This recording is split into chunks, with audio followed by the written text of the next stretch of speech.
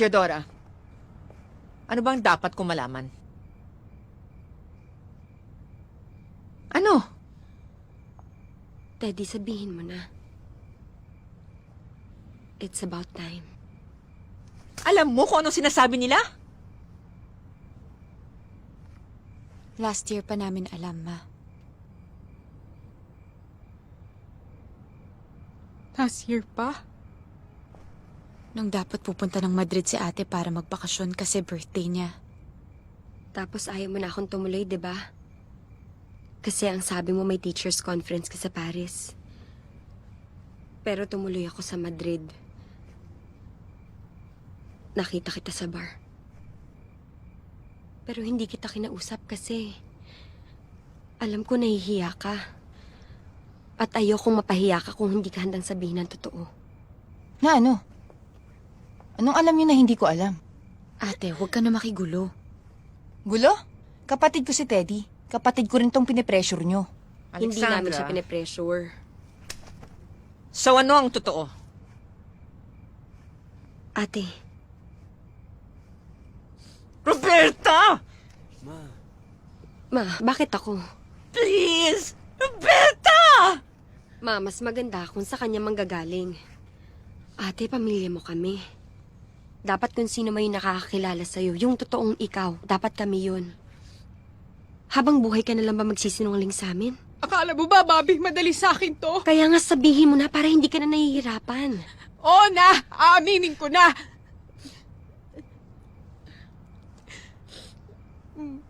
Ma. Ma, I'm sorry. I'm sorry, Ma. Nung nagkaroon kasi ng crisis sa Spain, isa ako dun sa mga teachers na natanggalan ng trabaho kasi sabi nila hindi naman daw ako talaga magaling. Hindi rin ho totoo na may MA ako kasi hindi rin ho ako nabigyan ng scholarship grant. Mula po nung natanggal ako dun sa eskwelahan, nag-double job po ako para kumita ng pera para may maipadala sa inyo. Nag-waitress po ako dun sa bar na nakita ko ni Bobby. Namasukan din po akong katulong. Kaya ako nakilala si Frodo. Ang totoo po niyan, ang utang lang ako ng pera para makauwi dito, Ma. I'm sorry, Ma. Sorry. I'm sorry, Ma. I'm sorry. Sorry, Ma. Did you honestly think na hindi kita maiintindihan? Hindi naman siya ganun, Ma. Alam ko naman kahit anong mangyari, mahal na mahal niyo ko eh. Pero ako ho kasi yung may problema. Ako yung hindi makatanggap na ganito na lang ako. Na hindi ko narating lahat ng mga pangarap mo sa akin, Ma. Na ako talaga yung kulelat sa lahat ng mga anak mo. Ate, Na kahit anong gawin ko, hindi ako magiging kasing galing ni Bobby. Ako? Oo, Bobby. Ikaw. Ikaw yung wala lang kahit anong gawin mo, ang galing-galing mo. Ako kahit anong kayod ko, kahit anong pagod ko, kahit kailan di ako lumapit sa galing mo. Kasi ikaw naman talaga yung magaling, di ba? Ikaw yung matalino, ikaw yung maganda. Lahat, ikaw na. Kapatid kita, Bobby, kaya mahal na mahal kita, pero... Alam mo yung totoo, inggit na ako sa'yo. Inggit na inggit ako sa'yo, Bobby. Pero bakit parang galit ka? Pero bakit kasalanan ko? Parang kasalanan ko.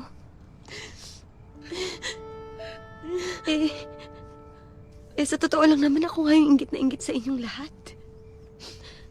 Kasi meron kayo ng mga bagay na sana meron din ako. Sana meron ako ng maternal instinct mo. I wish I had your charm and innocence. Sana naging adventurous din ako kagaya ni Alex. Sana nagkaroon din ako ng sense of humor mo kasi bentang-benta yun sa akin eh. Bentang-benta rin kay Mama. Kaya nga siguro lahat ng atensyon niya nasa'yo. Are you saying that I'm unfair? No, Ma. I'm saying you have your favorites. Hindi totoo yan. Ma, naalala mo? Nung grade school ako, di ba graduate ako ng valedictorian tapos ang dami kong medals. Tapos si Teddy isa lang. Pero siya pa rin yung pinuri mo. Tapos naalala mo nung umuwi ako sa bahay tapos gutom na gutom ako. Tapos nagalit ka sa akin kasi kinain ko yung ulam na tinabi mo para kay Teddy. Tapos umuwi ka galing Divisoria, meron kang dalang mga pants. Tapos ang sabi mo sa akin, wag muna akong pumili kasi pipili si Teddy. Siya yung panganay, dapat siya yung pumili. I'm sorry. I didn't know you felt that way. Ma, it's okay. Okay lang naman, naiintindihan ko naman, tinanggap ko naman. Na iba talagang turing mo kay Teddy tsaka kay CJ. Kasi sila yung paborito mo. Si Papa naman, si Alex tsaka si Gabi yung paborito. And that's okay. That's okay. Kasi ang importante sa akin, binuhay niyo ko, binakain niyo ko, pinag-aral niyo ko, binihisan niyo ko, minahal niyo ko. Kayo ni Papa. And that's good enough for me. Kasi growing up naman, nandun si Alex. Siya lang yung may favorite sa akin. Noon.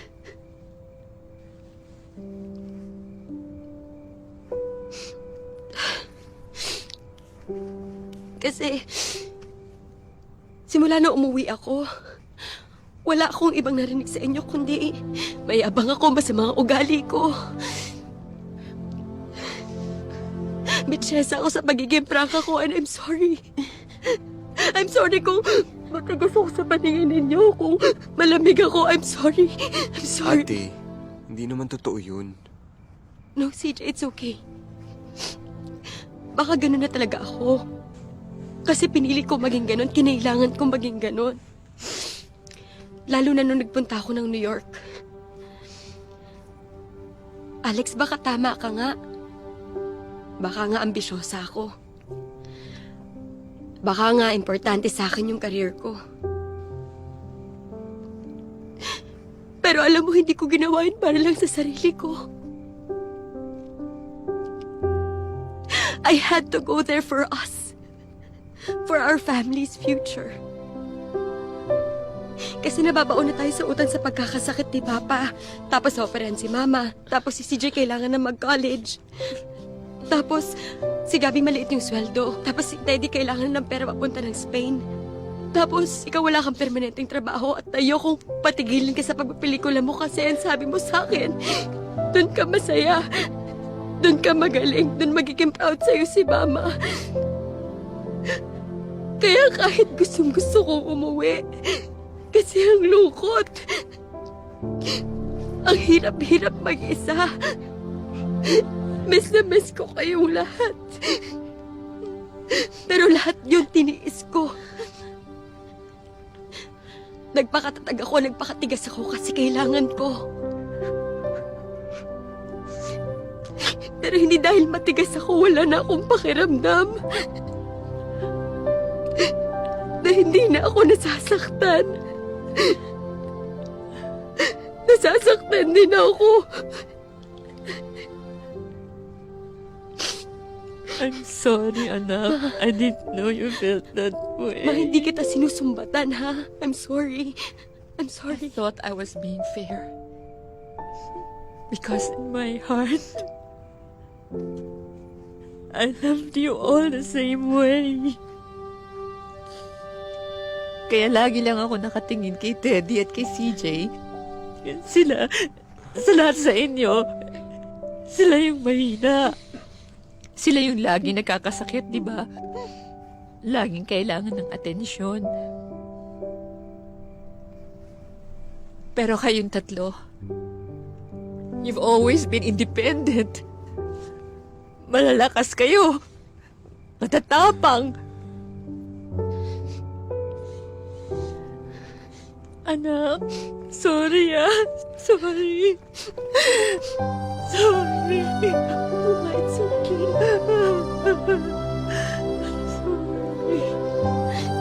I'm sorry. I want you to know I'm so grateful for all you've done for us. Thank you, Ma. Thank you. Ikaw din. Nagpapasalamat ako sa iyo, Teddy. Dahil alam kong nagsakripisyo ka rin sa ibang bansa. And I want you to know, I will love you kahit ano ka pa. Kahit ano ka pa. I'm sorry, Ma. I'm sorry, Bobby. Di ka kulelat, ha? Okay? Okay?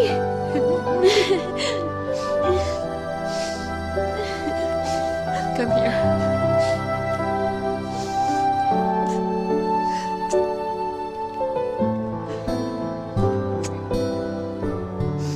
Kung may pagkukulang ako sa inyo, I'm sorry ah. Sorry. Ma, ako nga ho yung dapat mag-sorry sa inyo. Dami kong pagkukulang sa inyo. Ako naman ho talaga yung pasaway. Pero ma, kahit gagat pasaway ako, gusto ko lang naman kasi maging proud kayo. I know. Kaya inaayos ko yung buhay ko eh. I know, anak. I know. I know. Sorry, ma. I'm not perfect.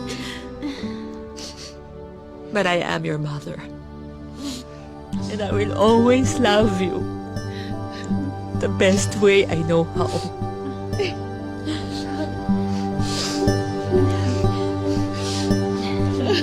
I love you, Nanay.